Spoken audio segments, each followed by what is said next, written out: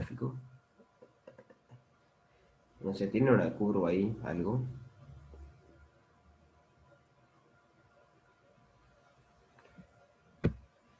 Entonces dice probar que puede hacer función implícita en todo R, pero bueno, para eso tienen que elegir un punto primero.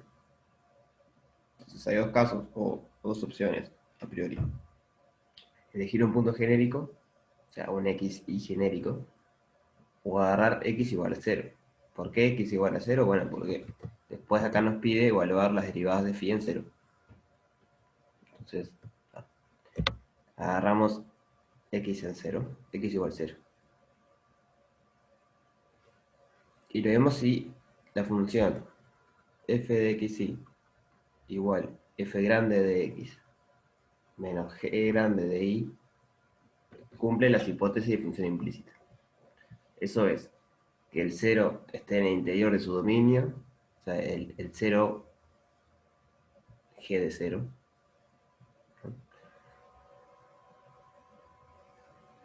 O sea, hay que ver cuánto vale este punto cuando x vale 0, cuánto vale este y.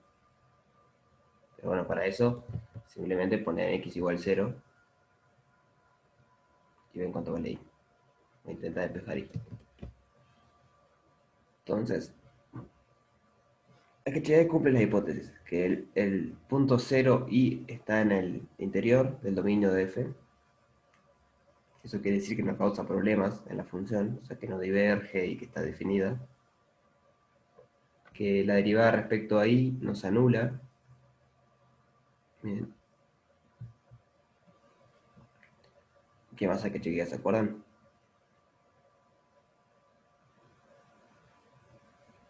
Si es C1 al menos. Si es C1 al menos, ahí va. Y con eso estamos. Si cumple esas tres cosas, lo que nos dice función implícita es que acá hay un intervalo i alrededor de 0. Alrededor de 0 porque yo estoy eligiendo x igual a 0. Si hubiese elegido un x genérico, hubiese sido alrededor de x genérico. Pero hay un intervalo i acá. Y un intervalo j acá.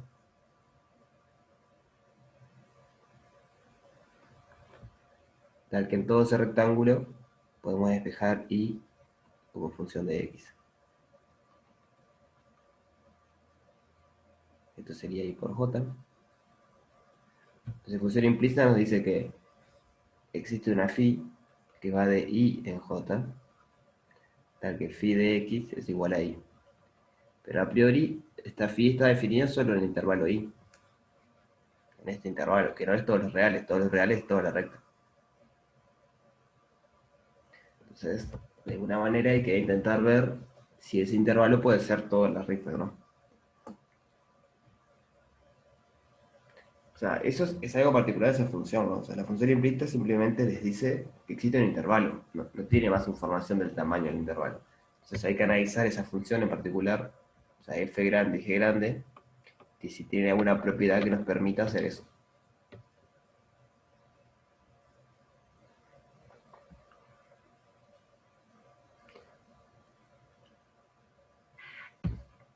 ¿Se entiende lo que piden?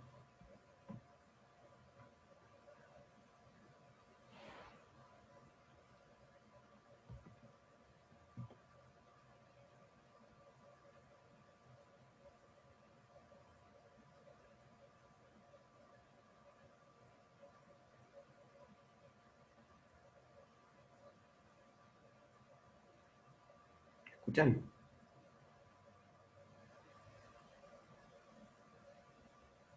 Ahí respondieron. Está. Entonces, bueno, a priori para hallar esto no necesitan que estén todo en R. Con que aplicar función implícita en x igual 0, ya pueden hallar estas tres cosas. Entonces, la sugerencia es más que nada para ver si lo pueden calcular en todo R.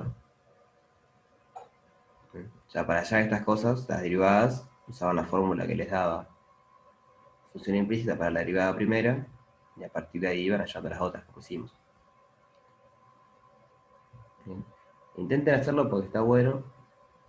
Si no pueden, yo el martes que viene, martes que viene se los hago. O sea, no es que no lo quiera hacer ahora, sino que me parece mejor hacer algo de función inversa, que yo por lo menos no he visto con ustedes. Pero está bueno ese ejercicio, es interesante. O sea que si pueden hacerlo, intenten. Aunque no les salga, intenten hacerlo, pensarlo un poco para ver qué es lo que está pasando. ¿Bien? Y si no les sale, bueno, o me preguntan por medio o el martes que viene lo hacemos. Voy a hacer el 4 ahora. No sé si alguien lo intentó hacer. Es el primer ejercicio que aparece con función inversa. ¿Alguien lo hizo o lo intentó hacer?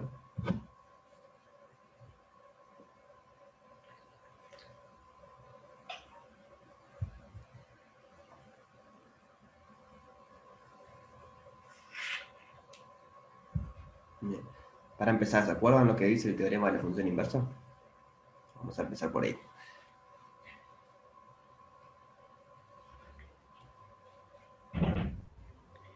Y en la función inversa teníamos que ver el jacobiano de f Ajá. y, y el inverso del jacobiano iba a ser el jacobiano de la inversa de f, ¿no?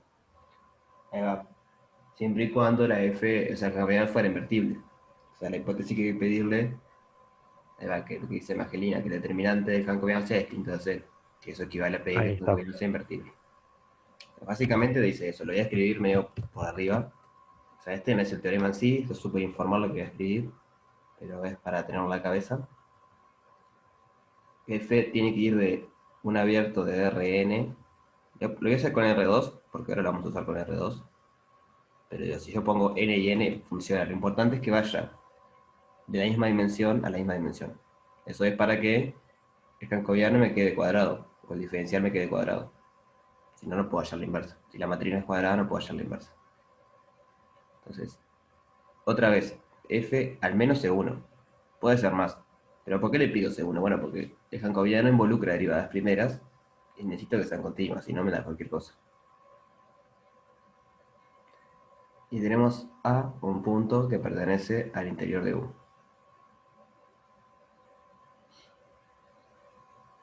Entonces, lo que nos dice el teorema de función inversa es que si el jacobiano de f, o bueno, puedo pedirlo con el determinante, si el determinante del jacobiano de f en el punto A es distinto de cero, entonces, o sea, esto equivale a pedir que el jacobiano de f en el punto A sea invertible. Nos dice que f, la función original, es localmente invertible. Localmente invertible.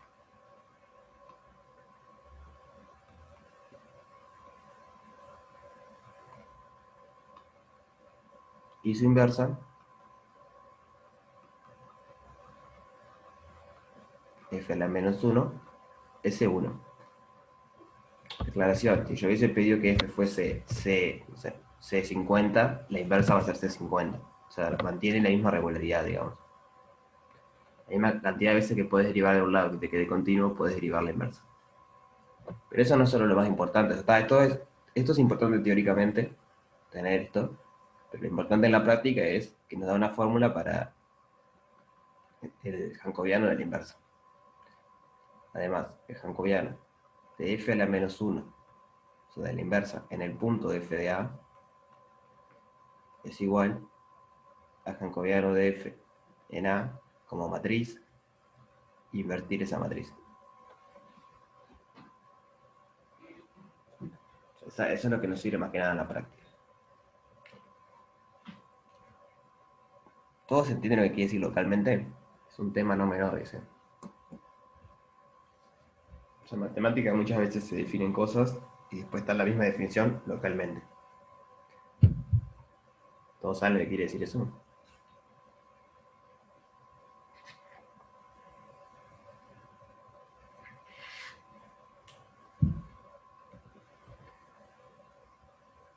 Sí, puede ser localmente. Sí, eso es algo que pasa, pero digo, ¿saben lo que significa que sea localmente invertible? Sí, que sea invertir en torno al punto. Ah, eso mismo. Siempre que aparezca algo local, es que es en el entorno de un punto. La función implícita es algo local. Les da una función implícita en un entorno del punto a priori. Localmente invertible es, bueno, capaz que la función es invertible en todo. El ejemplo clásico es la parábola. ¿Bien? o el seno, el coseno, cosas del estilo. Por ejemplo, f de x igual a x al cuadrado. Entonces este sería nuestro y. Entonces el gráfico de esto es algo así. Entonces, por ejemplo, si nos venimos acá abajo, esa función no es invertible. Así que simplemente porque no es inyectiva, o sea, ustedes agarran un intervalo menos epsilon, epsilon, ¿bien? Alrededor del 0, y f, a esto se lo manda, o f evaluado en eso, es el intervalo x al epsilon al cuadrado, epsilon al cuadrado. Si me explico. De 0 epsilon al cuadrado, perdón. 0 epsilon al cuadrado. O sea, todo lo que sea negativo me lo manda al mismo lugar que es el positivo. Por lo tanto, no es inyectivo y no puede ser invertible. O sea que la función no es invertible global, porque en ese punto no es invertible. Si yo agarro otro punto, por ejemplo acá, ustedes pueden encontrar un entornito acá abajo, hasta que cuando lo proyectan acá, acá sí es invertible la función. Pero localmente, en ese punto. Justo tiene que ver con esto, ¿no? Justo en el punto 0 que pasa la derivada de f, es 2x, entonces en el punto 0 vale 0. Ser análogo al que el determinante sea distinta de 0 en dimensión 1 es que la derivada no valga 0. Y en este ejemplo, justo la derivada vale 0 en ese punto. Por eso es que tiene problemas. Entonces, bueno, lo importante es eso, que es algo local. Y otra vez, no les dice qué tan grande es el intervalo de donde está definida la inversa. Está ahí, pero no saben muy bien cuánto. O sea, qué tamaño tiene. Pero bueno, está bueno, pero no está tan bueno. ¿Dudas sobre esto?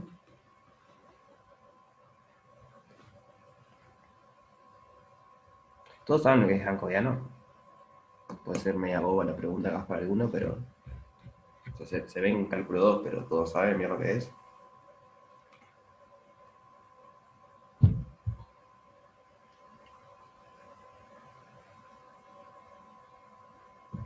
Bien, bueno, entonces vamos a hacer el ejercicio. Ejercicio 4. Ejercicio 2.4. Práctico 2, ejercicio 4. Lo leo y después lo copio.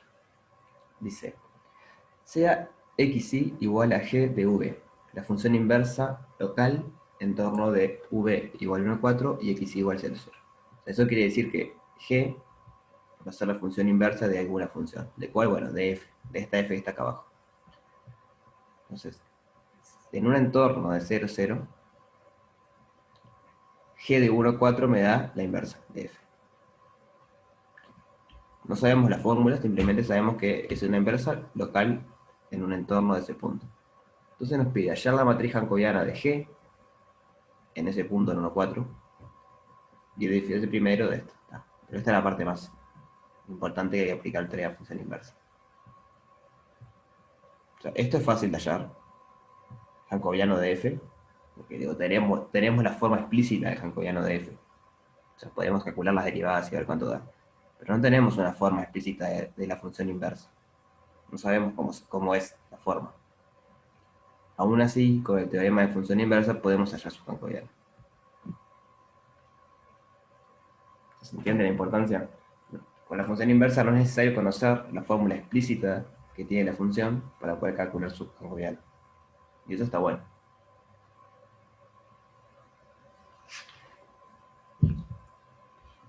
¿Dudas sobre la letra?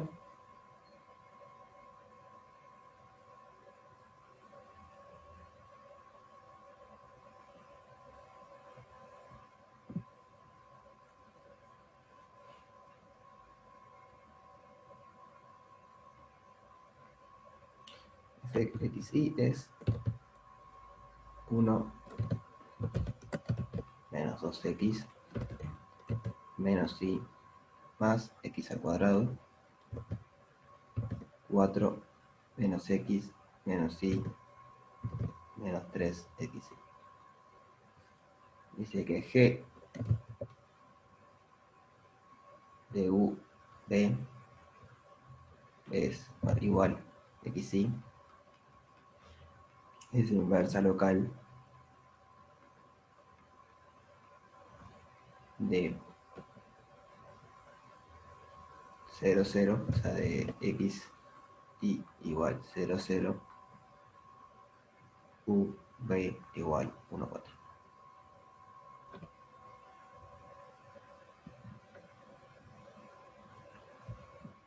¿Todos entienden por qué tenemos x y v de otro lado? Es una pregunta un poco tramposa quizás. Disculpen si voy un poco lento, pero me interesa que se entienda bien esto. Si ustedes ven que voy muy lento y todos entiendan esto, avísenme y seguimos. Bien, o sea, no tengan miedo de decirme que voy muy lento. Entonces, acá le ponemos coordenadas x e y, donde está definido f. F va de R2 en R2. Toma dos coordenadas, me devuelve dos coordenadas. O sea, a esto le podemos llamar U y a esto le podemos llamar V. Entonces, si mi nuevo R2, que a priori no tendría por qué tener las bases así, pero vamos a suponer que sí, va a tener coordenadas U y V, porque no son las mismas coordenadas. Por más que sea el mismo R2, es el mismo objeto matemático, es distinto, porque acá la coordenada horizontal es x, y acá la coordenada horizontal es 1 menos 2x menos y más, 4, más x al cuadrado. Entonces, lo que hace esto es, bueno, en 0, 0 acá, f me lo manda de un lado, ¿no? Entonces después lo que hace g es volver para acá. Entonces, bueno, tenemos que calcular el jacobiano en f primero. Vamos a chequear que sea C1, pero f es C1, porque cada componente lo es. A eso también tenía que preguntar. ¿Sabían eso, no? De que si, para checar que una función de varias variables, o mejor dicho, que el dominio tiene varias componentes, para chequear que sea continuo, C1, lo que sea, alcanza con chequearle en cada componente. O sea, si cada componente es C1, entonces la función es C1. ¿Eso les suena?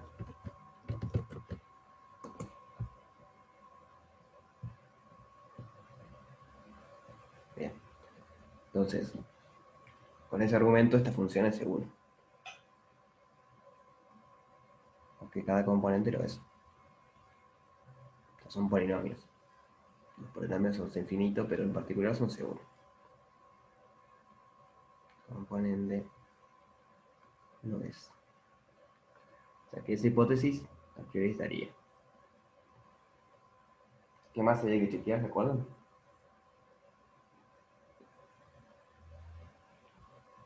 Y hacer el jacobiano y que su determinante en 1,4 sea distinto de 0. Entonces vamos a chequear el jacobiano. Jacobiano de f en un punto x y genérico. ¿Se acuerdan cómo se armaba, perdón, el jacobiano?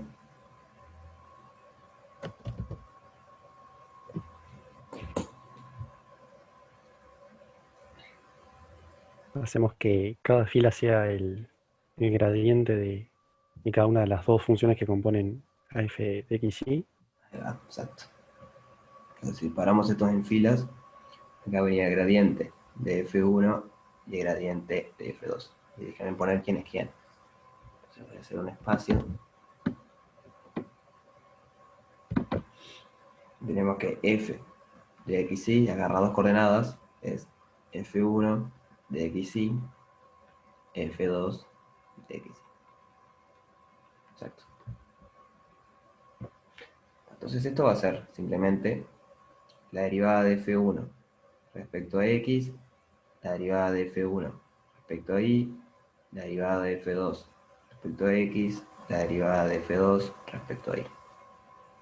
Evaluado en el punto de interés, en este caso x y, después veremos cuál nos conviene, pero x y, todo x y.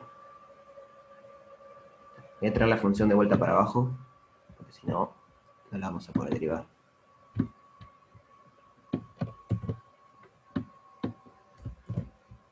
Bien.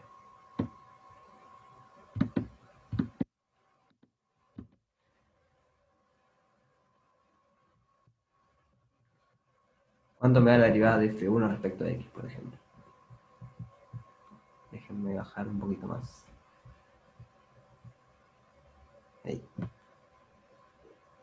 Respecto a x te va a quedar menos 2 más 2x, Menos 2 más 2x. Y respecto a y, menos 1. bien. Y la derivada de f2 respecto a x, Respecto a x va a ser menos 1 menos 3y. bien. Y la derivada de f2 respecto a y, Sería menos 1 menos 3x. perfecto. Entonces, bueno, acá hay dos cosas que podemos hacer ahora. O calculamos el determinante así genérico, o lo calculamos donde queremos calcularlo. Porque vieron que el ejercicio pide hallar la matriz jacobiana de G en V igual 4. Y nos dice que V igual 4 es justamente la inversa de XY igual 0. Entonces nos alcanza a calcular el jacobiano en XY igual 0, 0 y ver que es invertible. ¿Se entiende lo que estoy diciendo? Y, o sea, tenés que hacerlo en 0, 0 porque te dice que las variables son x, y. O sea, en 1, 4 no lo haces el jacobiano, ¿no? Claro, porque estas son las variables de la inversa. Pero el Está. jacobiano, hasta ahora lo que estamos haciendo es el jacobiano de la función normal que tiene variables XY. Pero lo que digo X, es y, que ahí va. hay dos opciones, o lo calculamos solamente en el punto de interior, en el punto de interior no, en el punto de interés, el jacobiano que pasa la determinante de esto, o lo podemos calcular genérico. Entonces, para algunas cosas capaz que conviene genérico y para las otras nos alcanza a calcularlo en el punto de interés nada más. Entonces, el jacobiano de f en 0, 0 va a ser menos 2, menos 1, menos 1, menos 1. Con toda la determinante de esto.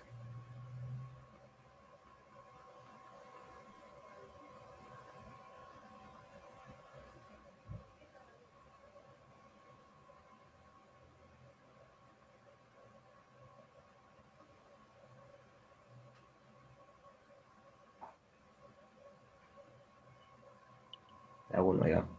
Me queda menos 2 por menos 1, 2. Y después me queda menos 1 por menos 1.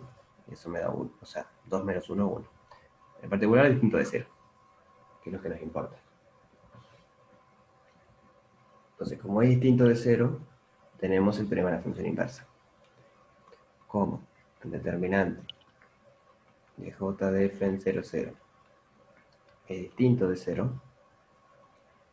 El teorema de función inversa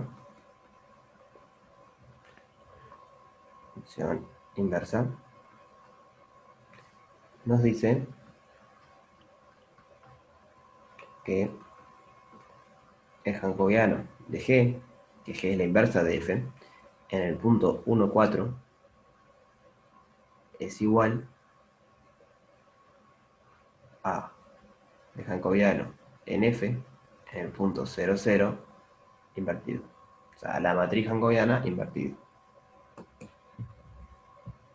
Eso es lo que nos dice la función, el teorema de función inversa en este caso, porque G es la inversa de f, o sea, este es el papel de f a la menos 1, y esto sería f de 0, 0.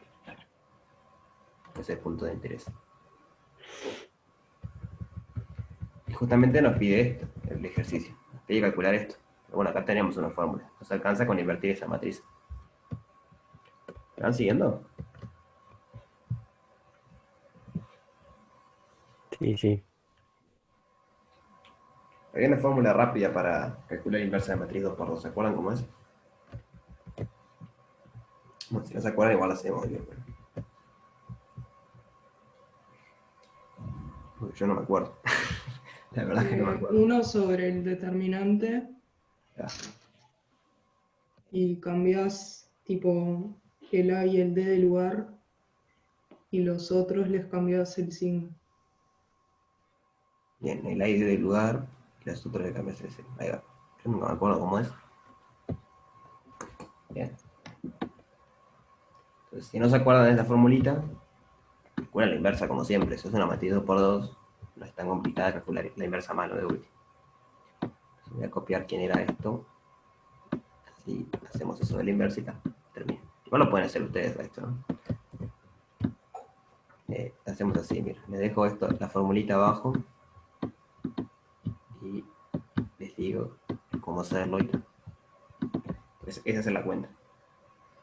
El jacobiano en G en 1,4 va a ser esta matriz inversa. Entonces esta matriz inversa va a dar eso. ¿Bien? ¿Se animan a terminarlo ustedes?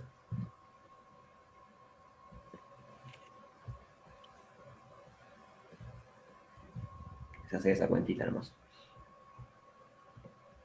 Entonces ahí estaría la primera parte del ejercicio. O sea, le llamo la matriz jacobiana de G en V igual 4. Le quería preguntar, ¿este símbolo ustedes lo conocen? ¿Saben qué significa eso? Sí, el gradiente, ¿no es? Bueno, el gradiente es al revés, ¿no? Es una flecha, es un Ah, sombrito, pero para abajo. entonces no.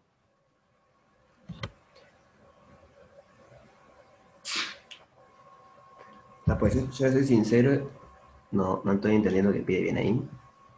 O sea, para mí eso significa el laplaciano, que es la suma de las derivadas segundas, tipo, les escribo lo que es. ¿No es tipo hacer la matriz por el vector delta U, delta V? Como una variación. Como variación nada más, bien, está. No sé, Sí, o sea, esto sí, es la matriz que acabamos de hallar en G. claro. Es un vector, pero yo lo que pregunto es qué entendían ustedes por Creo eso. que es el producto de eso. Sí, producto sí, pero digo, ¿qué entendían por el triangulito U? Pero está, si dicen que es la variación, lo hacemos así. Yo porque por lo general este triangulito significa la derivada segunda de f respecto a x al cuadrado más la derivada segunda de f respecto a y cuadrado. Capaz Es que un es real eso, no real. sé. Pero por eso dudo que esté diciendo eso porque no es algo normal en estos cursos. Por eso le preguntaba qué entendían ustedes por eso. Ahora No, para mí es un diferencial nomás. lo vemos como variación entonces. Perfecto. Entonces después nos pide calcular esto. El diferencial en g de 1,4 en, en du de b. ¿Qué es el diferencial?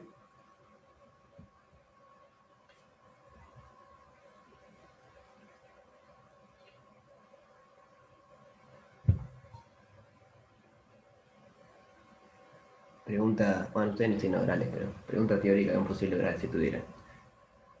¿Qué es el diferencial?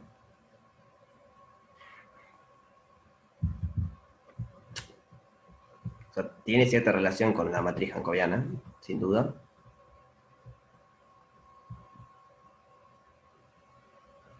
Nos maté con la pregunta. Sean sinceros, aparte estoy preguntando algo que no tienen idea. O sea, puede pasar. Eso no lo vimos en cálculo 2, estoy medio olvidado. Sí, seguramente lo hayan visto. ¿Sabieron que en una variable, hago un mini repaso rapidito, en una variable f de RNR, ustedes hay como varias maneras de definir la derivada, pero la más usual es definir que es diferenciable si existe una función que le llamamos f', tal que f de x es igual a f de x0 más f' en x menos x, perdón, en x0 en x menos x0 más un resto de orden 2. O sea, este es como el desarrollo de Taylor, orden 1 y tienen el resto de orden 2. Entonces, una manera de definir, que es la que generalmente se hace en los cursos de cálculo 1, es decir que f es diferenciable si existe esa función. O sea, acá es cuando aparece el cociente incremental, porque pasan restando esto, hacen el límite y está. O sea, pasan restando esto, dividen entre esto, les queda el cociente incremental, hacen el límite y saben que el resto, cuando el límite hacen el resto, perdón, cuando hacen el límite el resto te da 0, entonces le queda este término. La idea acá es lo mismo. El diferencial juega el mismo papel, pero en varias variables. O sea, el mismo papel que esto. Que va a ser una aplicación lineal, en este caso es cuadrada, o sea, porque va de R2 en R2, y cumple eso. R2 en R2, diferencial de f es una aplicación lineal. Todos entienden lo que es aplicación lineal, o sea, transformación lineal, tipo Gal. Esto es lo mismo que transformación. Tal que f en un punto xy es f en un punto base quieto, o sea, el xy se mueve, el x0 y 0 está quieto, más esta matriz evaluada en un lugar correspondiente, que por lo general es el gradiente. Pero bueno, puede ser otra cosa. Acá tienen que poner un vector. Más un resto de orden 2. Bien.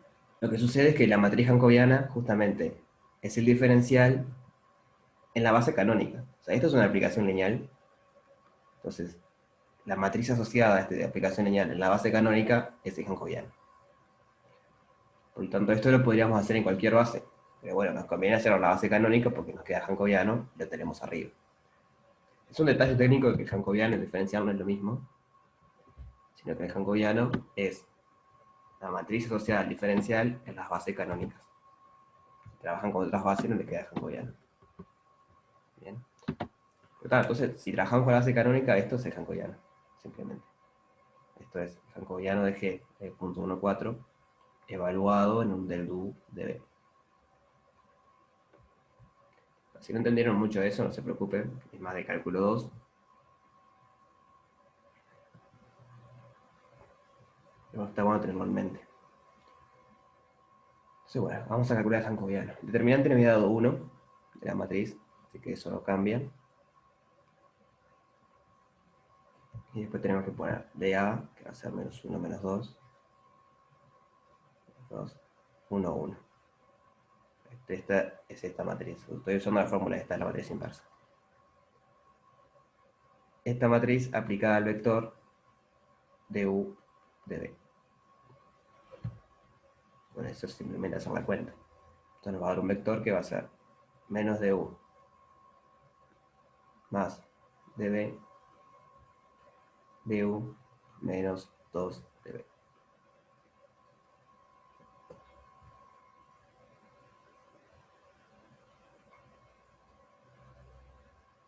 En realidad, para ponerlo en ese lugar tendría que ponerlo vertical, ¿no? Vamos a ponerle trampuesto, ¿no? Si no, no puedo hacer la cuenta, pero... ¿Entendió cómo sería? O sea, es eso que ustedes decían, era multiplicar la matriz jacobiana por el vector este transpuesto. Transpuesto para poder multiplicar, si no, no nos dan las dimensiones de las matrices.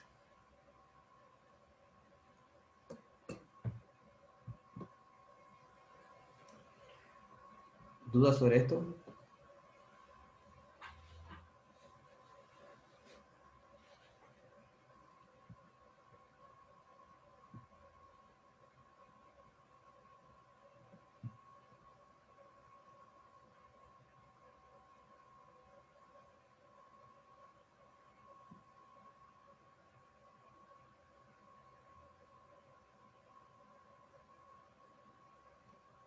¿Hay dudas? ¿Alguien que responda? ¿No? Marejo si responde ahí cuando pregunto, porque no sé si es que se me cortó el internet, si están escuchando, si no. Consulta, Bien. profe. ¿Sí? La matriz esa que pusiste, la jacobiana es G. Sí. Ya es la cuentita que te quedó, ¿no? Claro, eso Tipo de antes. es esto. Está bien, bien, bien, bien. Salió de ahí. No, dale, gracias. Bueno, entonces, ahora viene un ejercicio un poco que es complicado, me parece interesante hacerlo, que es el 5.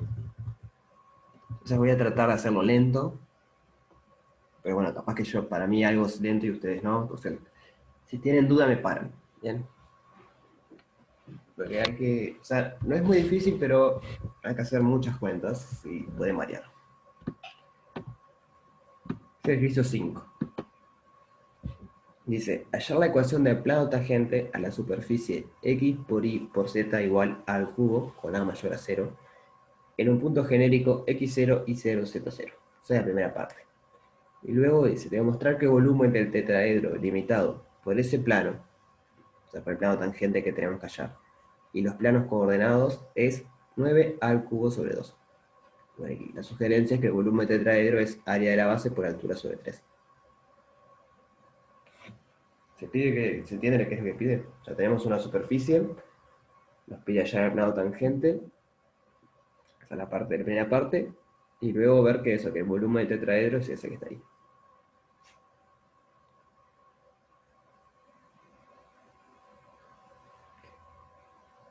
¿Saben cómo hallar planos tangentes?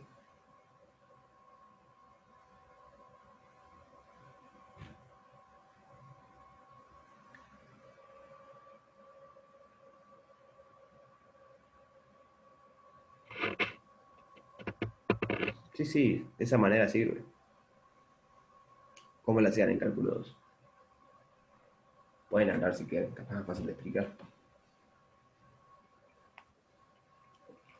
Usando la normal de las áreas de las caras del tetraedro, no sé. No, pero digo, el plano tangente de una superficie, pregunto.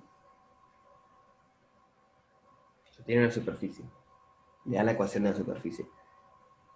¿Cómo calculan el plano tangente de esa superficie?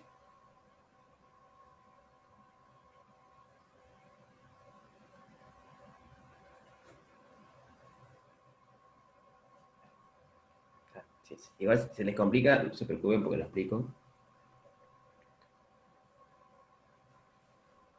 Y usando dos vectores tangentes que sean LI. Esa es la idea, usar dos vectores tangentes que sean LI. O sea, recordamos de Galois que con dos vectores y un punto podemos construir la ecuación del plano. Entonces la gracia va a ser hallar dos vectores LI que estén en el plano que nos interesa, o sea, que tienen que ser dos vectores LI tangentes a la superficie, y ahí construimos el plano. Y ahí Martín puso el Taylor de orden 1,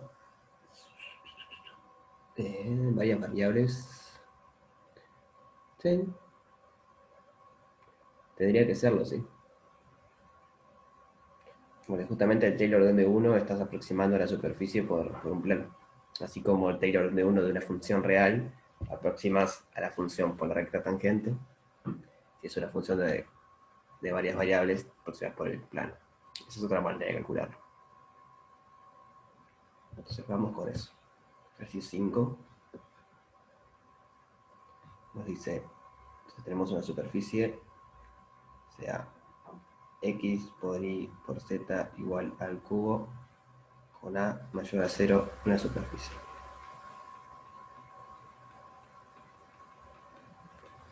Y después calcular el plano tangente en un punto genérico. Calcular el plano tangente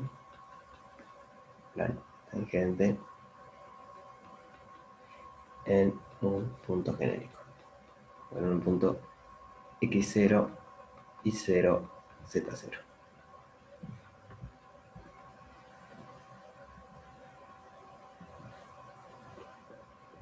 Entonces, la gracia va a ser escribir los puntos que están en nuestra superficie de la forma x, y, o capaz que son funciones, mejor voy a ponerle g, h, k, son funciones.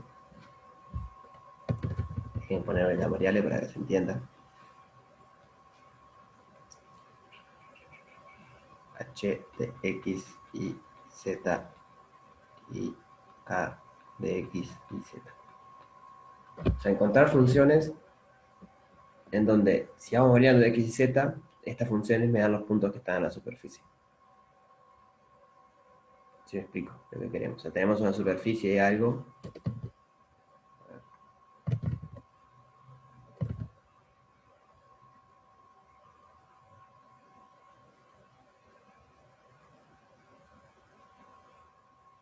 Si entienden la superficie, como es la parte de atrás y está la de adelante. Lo que queremos es encontrar funciones,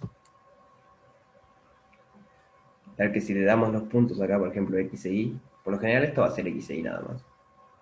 Bien. Si le damos el punto de x e y, la coordenada z me queda determinada, o sea, ya sé cuánto vale z.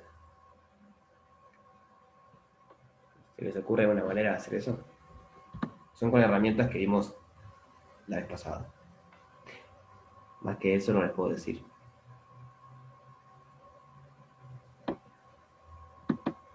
O sea, con implícita. Y sí, con la implícita. O sea, Sí. la idea va a ser eh, probar con función implícita que podemos despejar z en función de x, y. Entonces, z sería la altura. Y lo que tenemos es que acá nos va a quedar un x, y. Y acá este puntito, la altura de este punto va a ser x, y, phi de x, y. Donde esta función va a ser la implícita.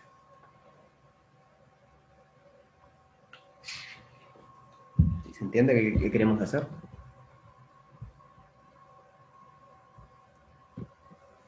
O sea, queremos pasar este problema de 3 variables, queremos pasarlo a trabajar con 2 variables. Básicamente. Entonces voy a dejar esta idea acá. Y voy a empezar a hacer de función implícita. Ahora capaz en el camino quede un poco más claro, Manuel. Si no, me volvés a preguntar. Primer paso, es así, usar función implícita. Implícita para probar que existe una phi que va del dominio nr2 en R. Ojo, acá no es la función implícita de la clase pasada, sino la función implícita que toma 2 variables, ¿bien? Que me manda x, y me lo manda a z. O sea, quiero despejar z en función de x e y.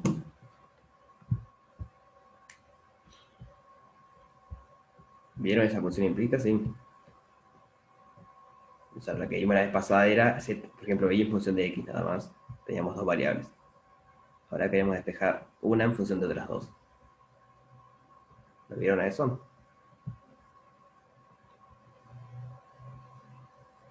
Sí. Bien. Entonces las hipótesis son las mismas. Perdón, joder. Déjenme tomar un poquito de agua. Ahora sí. Las hipótesis son las mismas, o sea, las cosas que hay que chequear. Hay que ver 3 cosas. Hay que ver que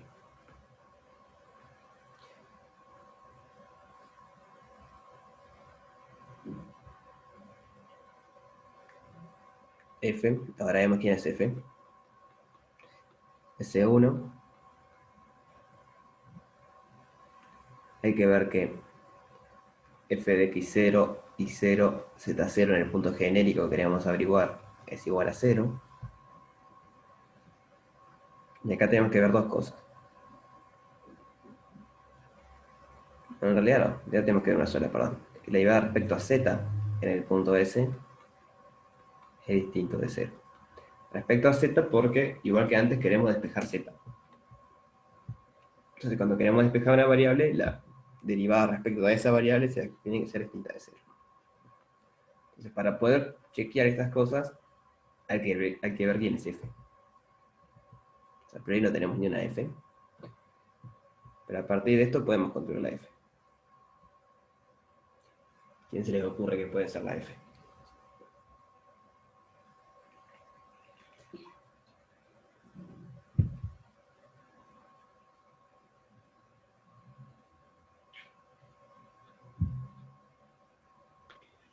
Y una pregunta, Sí. ¿por qué fue que empezamos con implícita? ¿Por qué? Se fue recién de la mente eso. ¿Por Sí, qué usamos implícita acá? porque yo quiero despejar z en función de x e y para luego poder hallar mi vector tangente. No digo que Claro, sea la única manera, porque capaz que hay otra manera de hacerlo.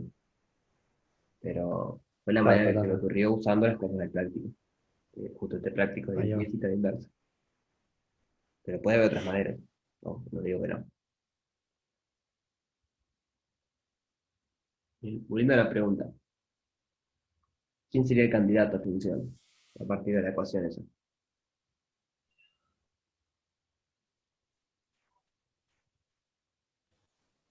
Recuerda que queremos que f de x0 y 0z0 sea 0. Que aparte del punto de x0 y 0z0, Pasásela restando. que va, lo de siempre. Pasamos restándose el al cubo. Esa es la idea. O sea, eso sigue siendo igual que siempre. Yo tengo una pregunta. Sí, Lo que estamos haciendo, creo, a ver si entendí bien, es tipo restringirnos a una de las variables para hallar la recta tangente de una, por ejemplo, por z, y después vamos a hacer con otra variable para hallar otra recta tangente y ahí determinar el plano. no. Lo que yo estoy haciendo es escribir mi superficie como dos variables. O sea, yo, en definitiva, lo que voy a encontrar es, vamos a ponerlo así, una phi grande que me toma dos variables, ¿no? Me toma x e y, que están abajo, digamos, y me devuelve x, y la función implícita, que creo que existe todavía. Eh, Entonces esto me toma dos variables y me da la superficie, por lo menos localmente, en un punto. O sea, que claro, me claro. toma un punto.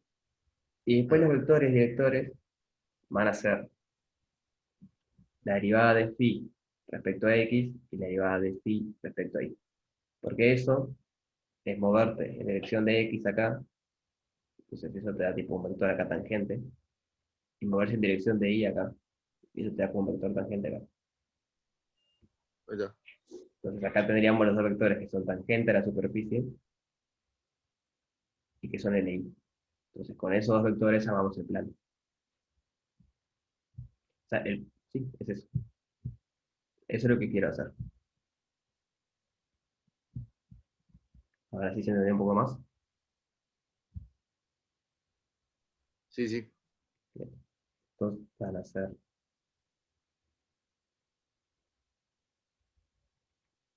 mis vectores directores.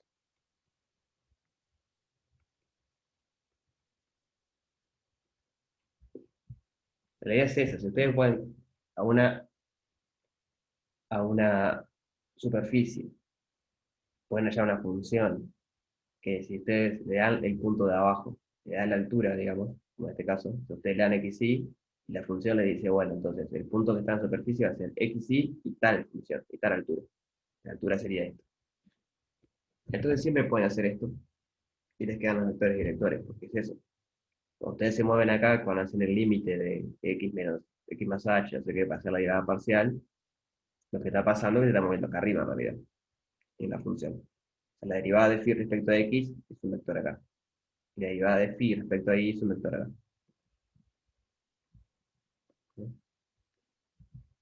Bueno, para eso primero hay que checar la función implícita. Porque esta función que está acá es la función implícita. Entonces, bueno, mi función va a ser esa. Entonces hay que chequear las tres cosas. fs1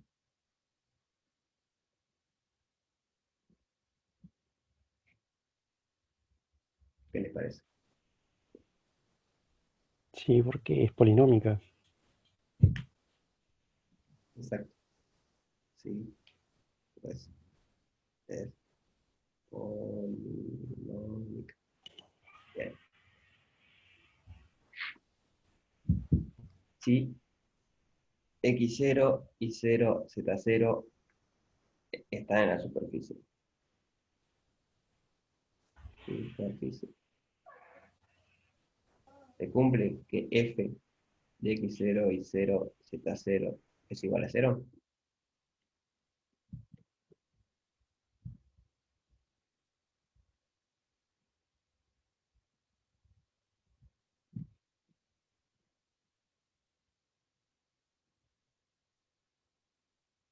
¿Qué significa estar en la superficie?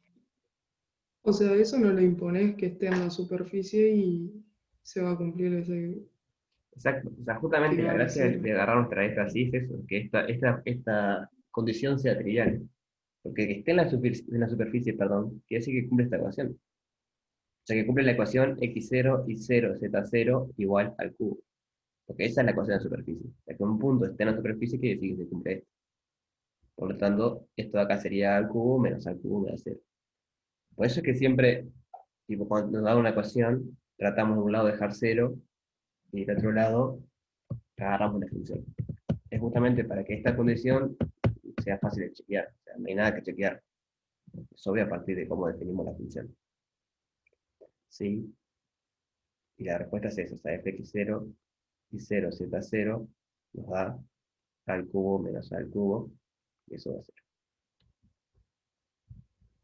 ¿Sí? ¿Se entendió eso?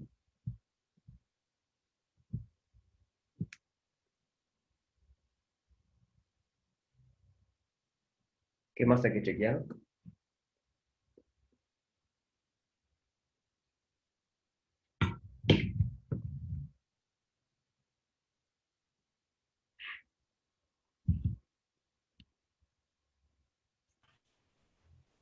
Y ahora la derivada respecto a z, que sea distinto a 0.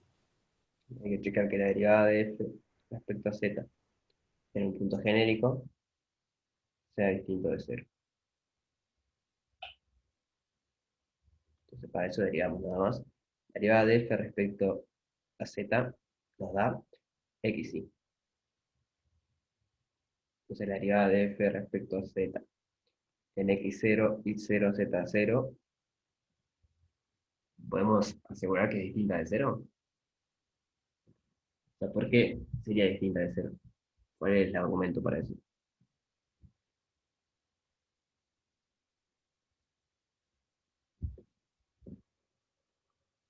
Porque x por y por z0, o sea, x0 es a cubo. Entonces x0 por y0 es a cubo sobre z. Bien. Entonces z es distinto de 0. ¿Y por qué no puede ser 0? Porque z es un número distinto de 0. Porque si no te daría que los 3 multiplicados no te da a cubo que es mayor que 0. Ahí va. Y a cubo porque es mayor que 0. O sea, Porque te dice la letra. ahí va, eso Leo. quería que me quieras bien. La letra te Claro. dice que a cubo es mayor a 0. Este es el Ah, argumento. Yo entendí que tenías la idea, pero quería que dijeras eso. Porque sabemos que x0 y 0 z0 es igual a al cubo, que esto es mayor a 0. Y este mayor a 0 es porque a es mayor a 0. Entonces, primero, ninguno de estos puede ser 0. O sea, x0 y 0 z0 no puede valer 0. Porque si uno vale 0, el producto me da 0 y no es al cubo. Entonces, z0 es distinto de 0. Si no, x0 y 0 z0 me da 0 y eso es absurdo. Porque no puede dar 0, tiene que dar al cubo. Como es distinto de 0, lo puedo pasar dividiendo.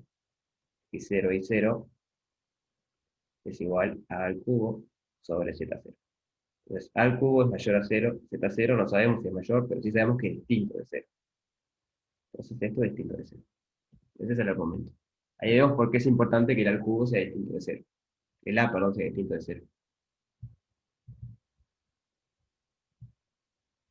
Bien. Entonces cumple las hipótesis de función implícita. Entonces, el teo de función implícita, de función implícita, nos dice que existe una phi que va a un entorno de xy o de x0 y 0 en R, tal que phi de x0 o de xy, mejor dicho, de xy es igual a z. Para todo xy en un entorno de x0 y 0. O sea, ¿qué estamos diciendo? Vuelvo al dibujo. Entonces, la implícita nos está diciendo que en un entornito acá de esto, eh, imagínense que este fuese x0 y 0, que es un entornito acá. Bueno, para todo xy que esté en este entorno, ustedes agarran otro, cuando suben, el phi de xy les cae acá. Capaz agarran uno afuera y no, capaz el vector x y phi de xy con ese punto no cae en la superficie. Está fuera del entorno y no sabemos qué tamaño tiene el entorno. Pero sabemos que cerquita del x0 y 0, sí, todos los puntos que agarramos, cuando hacemos xy phi de xy, me cae en la superficie. ¿Me entiendes lo que está pasando?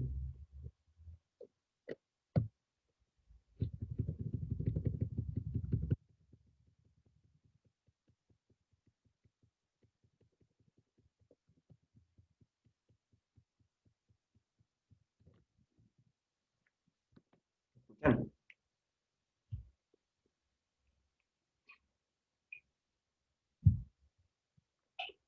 Hola.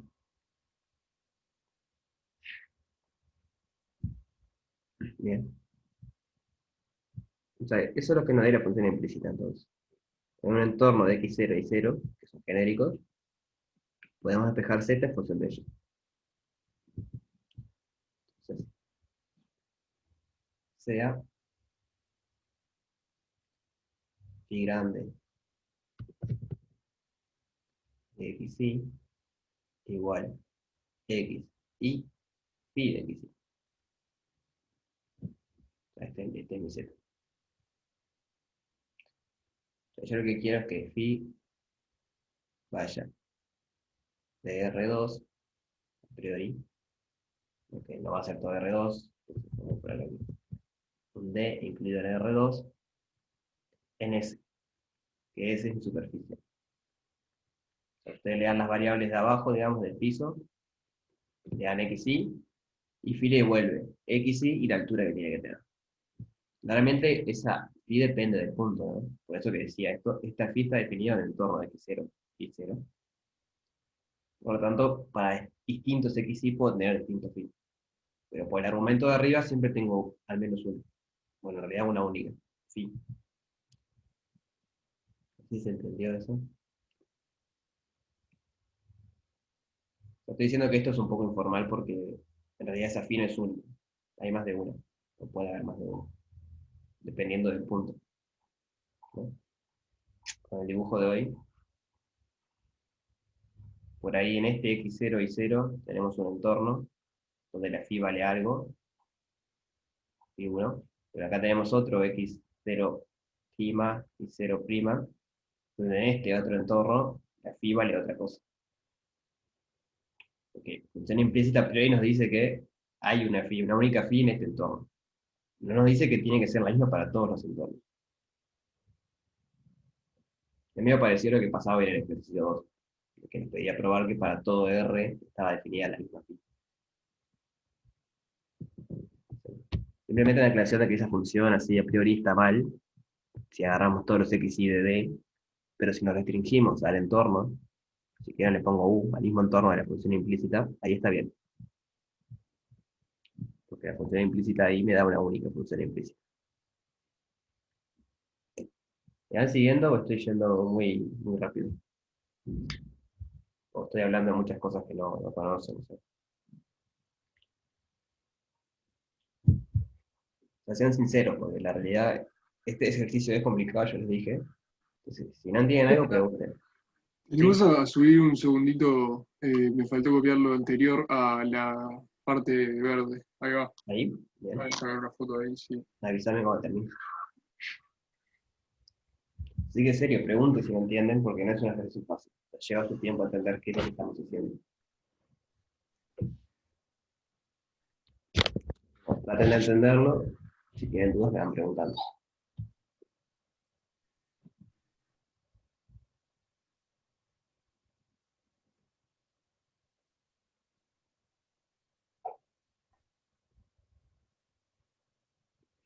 ¿Puedo seguir? Sí, sí, Bien. gracias. De nada. Entonces, bueno, ahora lo que vamos a usar es eso. Voy a copiar aquel dibujo, vamos a otro. Vamos a hacer otro. A ver qué tenemos hasta ahora.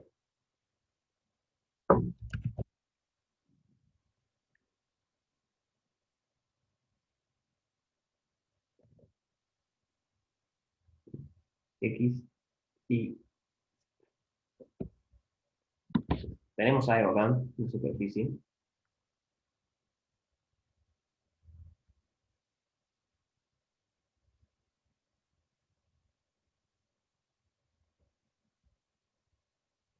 No sé si se entiende el dibujo, pero la idea es como que esto está atrás, ¿no? Tiene dimensiones. Esta parte está como más sombreada, si quieren. Entonces, acá tiene un x0 y 0. Tiene un u, que no sabemos lo que es un entorno abierto. Y tiene una phi, que va de u en r, si quieren. Bueno, pues acá arriba. Y en r, está bien. Me da la altura z. Y que hace que phi grande de x, y igual x, y phi de x, y está en S, o sea, pertenece a la superficie. Esta es S. Y eso es para todo x y en U. O sea, acá tengo el x0 y 0, acá hay un x y, está en U. Entonces, phi grande lo que hace, bueno, a este punto lo manda a su correspondiente. Ese punto de acá sería, bueno, ¿sí? Phi grande de x y. ¿Entiendes? O sea, agarran un punto abajo y la phi grande lo que hace, me lo pone en la superficie, digamos. Como que me da la altura que necesito para que esté en la superficie.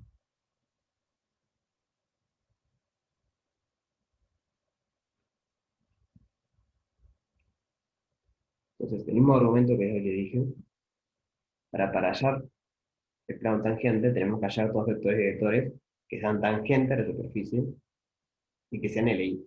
O sea, por ejemplo, no sé, un vector acá y un vector acá. Cualquier dos que hallemos nos sirve, pero hay dos que son como los más fáciles de hallar, que son esos que dije arriba.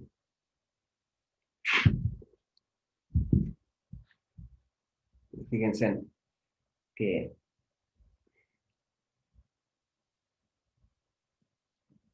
estoy pensando cómo decir esto.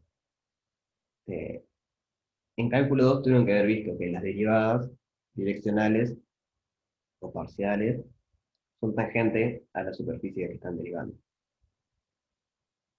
¿Eso lo vieron? Sí.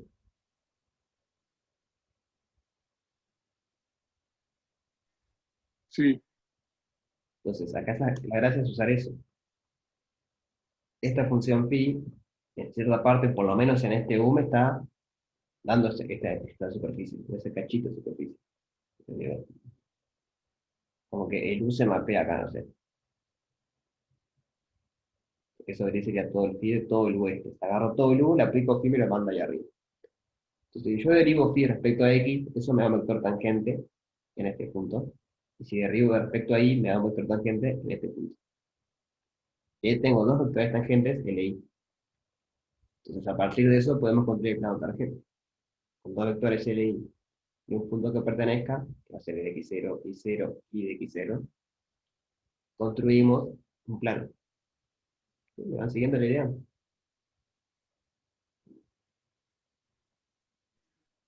sí, sí. Bien. Entonces vamos a hallar eso. Tenemos entonces, tenemos que la derivada de phi respecto a x y la derivada de phi respecto a y nos sirven como vectores directores. ¿Cómo nos sirven? Porque en realidad hay otros que también nos sirven, no son los únicos y todos, pero son los fáciles de calcular. Nos sirven como vectores directores.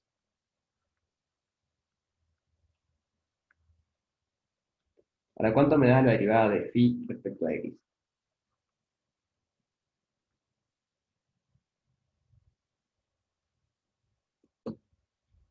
¿Se acuerdan cómo derivar funciones vectoriales?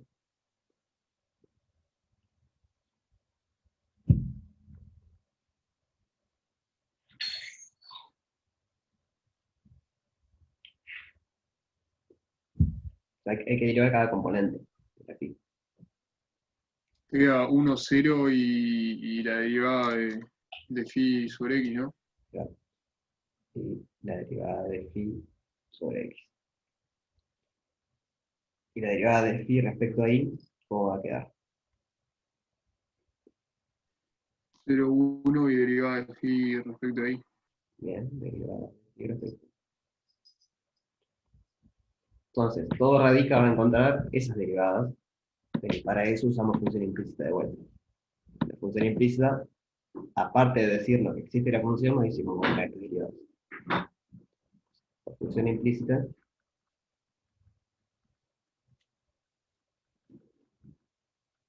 tenemos que la derivada de phi respecto a x es menos f de x sobre f de z, y la derivada de phi respecto a y es menos f de y sobre f de z. Entonces recuerden, vamos a recordar quién era f. Recordar que f de x y z es x y z menos al cubo.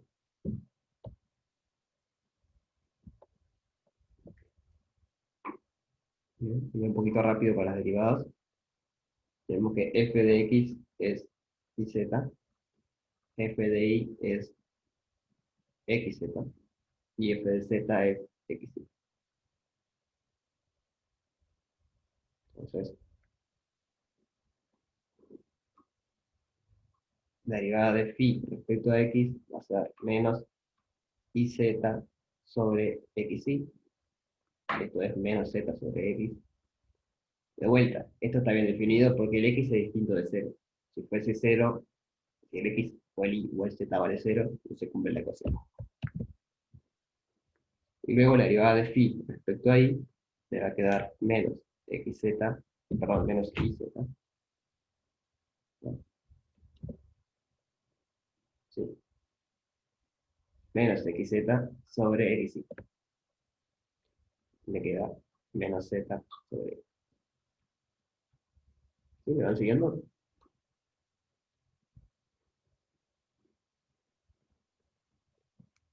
Entonces, tenemos que b igual a un vector que era la derivada de phi respecto a x, va a quedar 1, 0, menos z sobre x.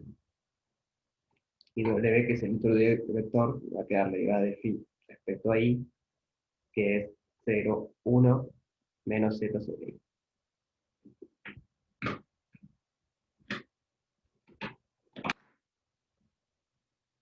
Entonces tenemos perdón, los vectores directores. Para que sean tangentes a la superficie estos vectores directores, ¿dónde los tengo que evaluar?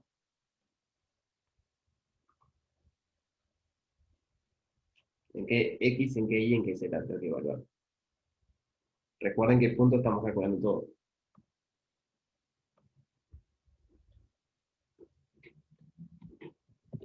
O sea, tengo que evaluar en x0 y 0 z0. Entonces el plano tangente va a ser los x y z igual. Un punto que pertenece x0 y 0 z0 más lambda por un vector director 1, 0, menos z0 sobre x0 más mu por el otro vector director, que es 0, 1, menos z0 sobre x0. Entonces, esa es la ecuación del plano tangente. En el punto, o sea, tangente al punto x0 y 0, z0. ¿Se acuerdan de eso de Galois? Con un punto que pertenece y dos vectores directores tienen plano tangente. O sea, un plano. Para que sea tangente, lo que tiene que tener que los vectores sean tangentes. Eso lo ven en cálculo 2. ¿Dudas sobre esta parte?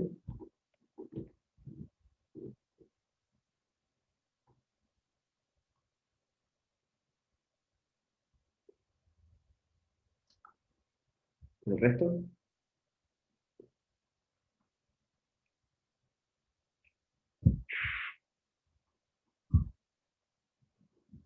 Bueno.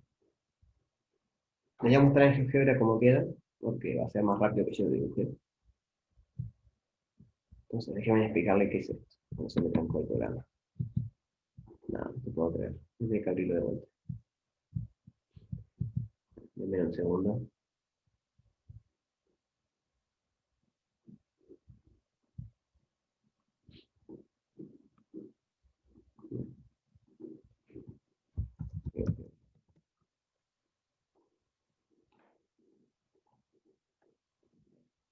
Gráfico de vuelta rapidito.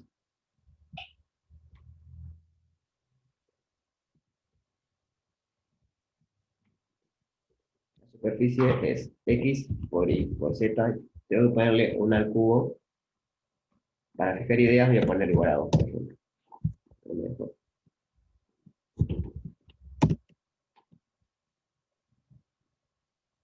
¿Por qué me lo hace así?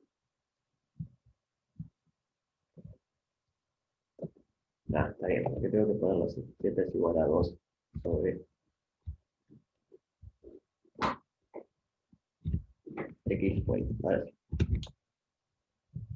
Entonces la superficie que estamos trabajando es esta hoja que está acá, esta partecita, en donde x e y son positivos, por lo tanto a al cubo me da positivo. Entonces ahora voy a graficar el plano tangente. Plano. Cero, cero, cero.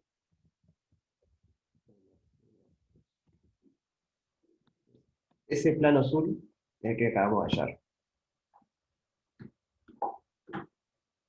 En ese punto, ¿no? Yo acá estoy poniendo el punto 1, 1, 2. El x0 vale 1, el y0 vale 1 y el z0 vale 2. Entonces en ese punto el plano tangente es ese. Vieron que toca la superficie pero va atraviesa. El único punto que toca.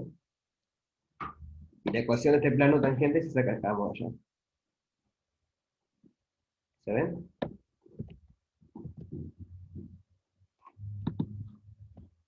¿Se entiende qué es lo que hicimos hasta ahora?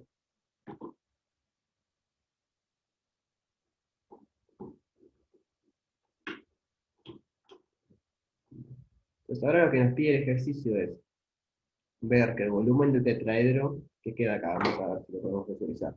El tetraedro tiene como una cara el plano tangente, parte del plano tangente. Otra cara sería esto de acá. Digamos, de la flecha azul, bajo hasta el origen, vengo hasta el 3, parece, y subo por el plano tangente. Es difícil de decir esto. No sé si me van siguiendo. Si gráfico otro, sí. ¿Qué es el plano x igual 0? Z igual 0. La última cara no la pongo porque si no, no van a ver. Vieron que ahí tengo como la base, si quieren. Acá tengo una cara. Este triángulo es una cara. Y acá tendría otro triángulo que es otra cara. ¿Se logra ver algo?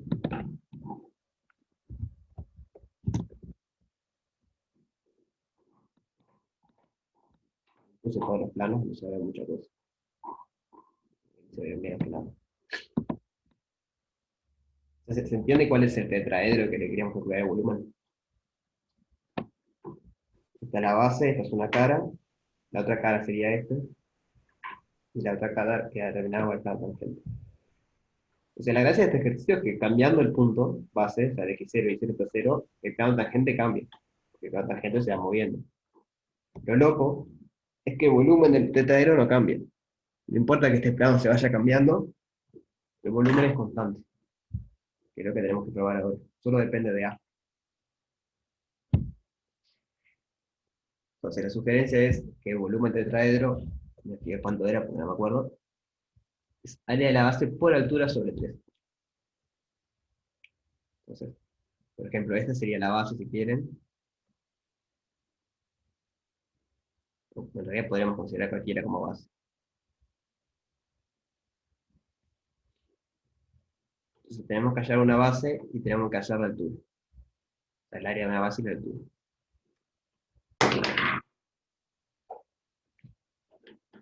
Este punto que está acá, ¿cómo le llamamos? Por ejemplo, ese punto que está ahí.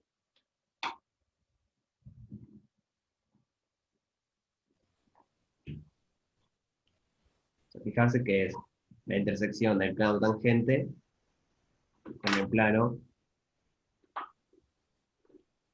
con el plano, sí, con el plano, con la recta, mejor dicho, y igual 0, o sea, con la recta x. La recta x tiene y igual 0 y z igual 0. Entonces, si yo intersecto la recta x que es la recta roja, con el plano tangente, me da justo ese punto de corte ahí. ¿Lo ven a eso?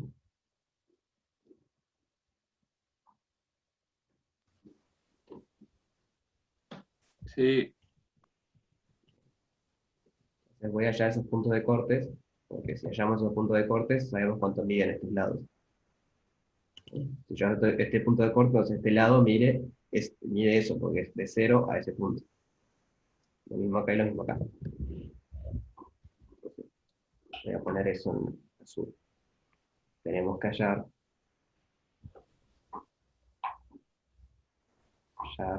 los puntos de corte.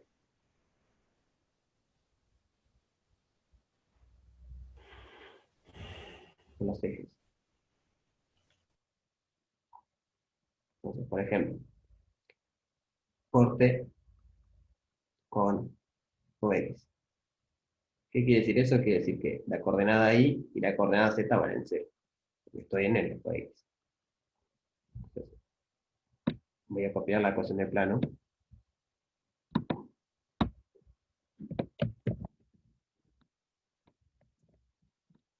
La borro igual. ¿Verdad?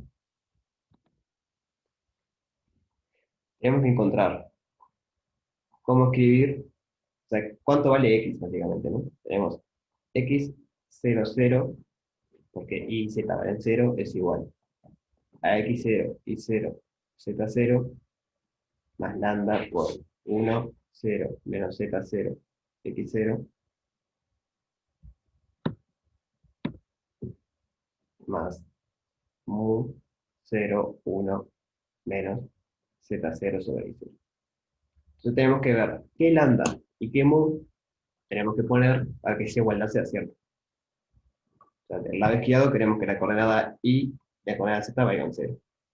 Entonces, de alguna manera, jugando con el lambda y el mu, o sea, eligiendo o encontrando cuánto tiene que valer lambda y mu, tenemos que hacer eso.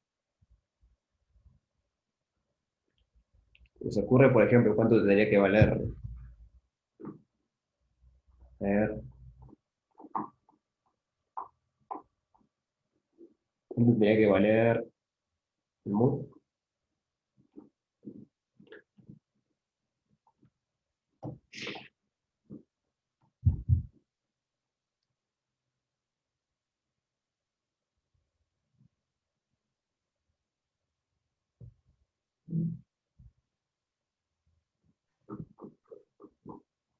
Una pregunta que me quedó de hace unos minutos. El lambda y el mu son tipo variables que tienden a cero, ¿no? No, lambda y mu son los parámetros del plano, como hacíamos en lineal, como se hace en lineal 1. Son dos parámetros reales. Puedes tomar cualquier valor y eso te dice. Ah, claro. Sí, sí, sí. Está, pues un plan. Perfecto, perfecto. Entonces, lo que Bien, yo gracias. bien, por ejemplo, acá tengo I0, acá no tengo nada con I0 y acá tengo 1. Entonces yo quiero que I0 más mu me dé 0. Claro. ¿No? Yo quiero que I0 más mu, por ejemplo, me dé 0. Entonces, ¿cuánto vale mu?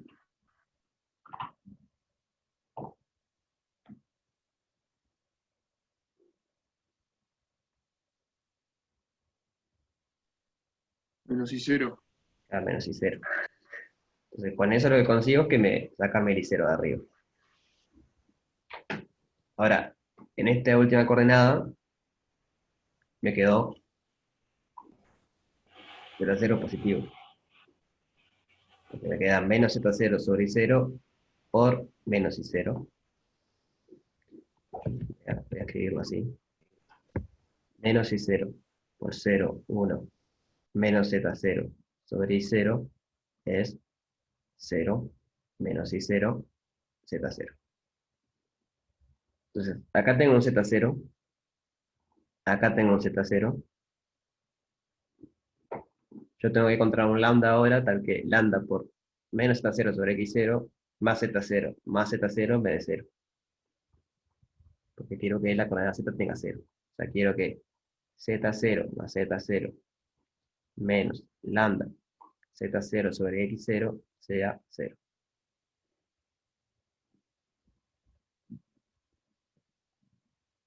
Entonces, ¿cuánto vale lambda?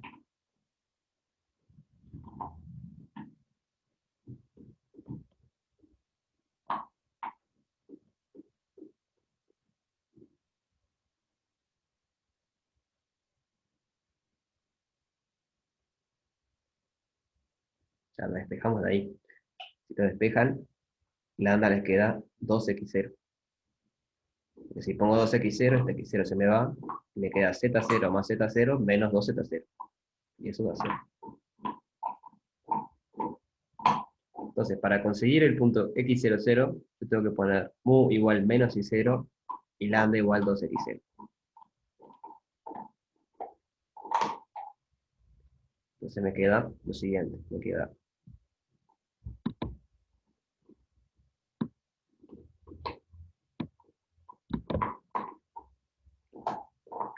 si mu es igual a menos i0 y lambda es igual a 2x0, entonces me queda que x, o mejor dicho, me queda que el corte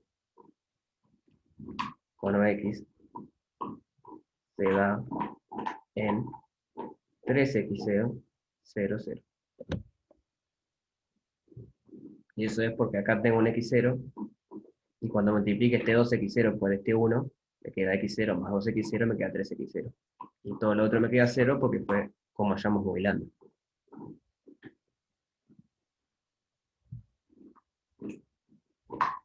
¿Sí? ¿Me van siguiendo?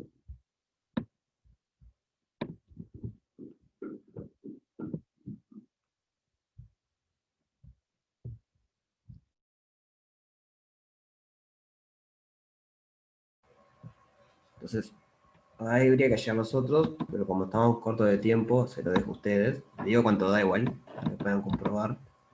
Es la misma idea. Por ejemplo, tienen que hallar el corte con el eje OI. Entonces, bueno, eso quiere decir que X va a valer 0 y Z tiene que valer 0. Entonces, bueno, tienen que hallar muy lambda para que hace eso. Una vez que lo hallan, juntan todo y ven cómo es el punto ese. Le va a dar lo siguiente. El corte con OI es 0, 0, 3, perdón, 0, 0, no, 0, 3 y 0, 0. Y el corte con OZ es,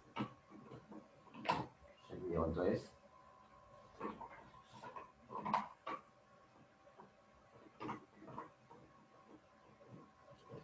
(3z0) simplemente le queda 0, 0, 3z0.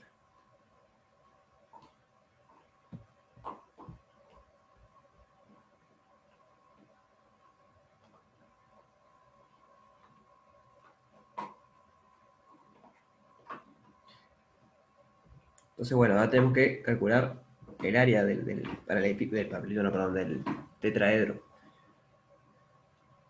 Entonces, recordamos por qué estamos haciendo esto, calcular los cortes.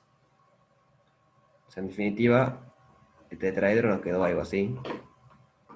No sé cómo dibujarlo, soy malísimo con la perspectiva. O sea, nos quedó así, así, así. Acá viene una cara. Vamos a hacerlo así. Acá viene una cara. Y acá tenemos esto. Ahí va, algo así. Entonces, este es el punto por lo que calculamos 3x0, 0, 0. Ese es el 0, 0, 0. Este es el 3, perdón, el 0, 3 y 0, 0. Y este es el 0, 0, 3, 0, 0. Por la cuenta que hicimos recién. Entonces, el área de la base, por ejemplo, volumen, va a ser base por altura sobre 3. Eso es lo que nos dice el ejercicio. La base es un triángulo. Entonces la base, o el área de la base, va a ser el largo por el alto sobre 2. El largo es 3x0, el alto es 3y0 sobre 2.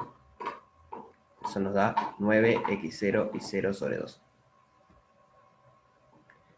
La altura es 3z0. Entonces el volumen nos queda 9x0 y 0 sobre 2 por 3z0, todo esto sobre 3. Puedo tachar este 3 con este 3. Me quedan 9 medios de x0 y 0 de z0. ¿Pero quién es x0 y z0 z0? ¿Cuánto vale?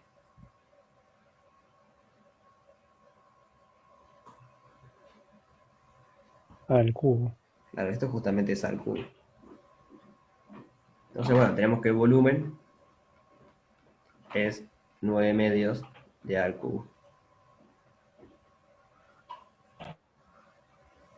Que era lo que quería mostrar. Bien. Ya estamos sobre la hora y seguramente necesitan la sala, así que tenemos que cortar. Pero no sé si tienen alguna duda rápida, si no, mírenlo, me preguntan la que viene. ¿Te animas a subir un poquito? ¿Sí? ¿Hasta dónde? Abajo, un poquito más abajo. Lo verde nomás. Ahí. Ahí va. Gracias. Ahí, ahí, ahí. Bien.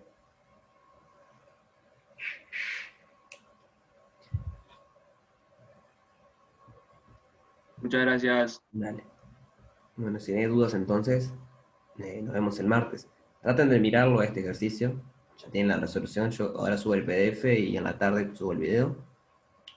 Traten de mirarlo y si les quedan dudas me preguntan el martes. ¿Te parece? O me mandan un mail o preguntan en el foro igual.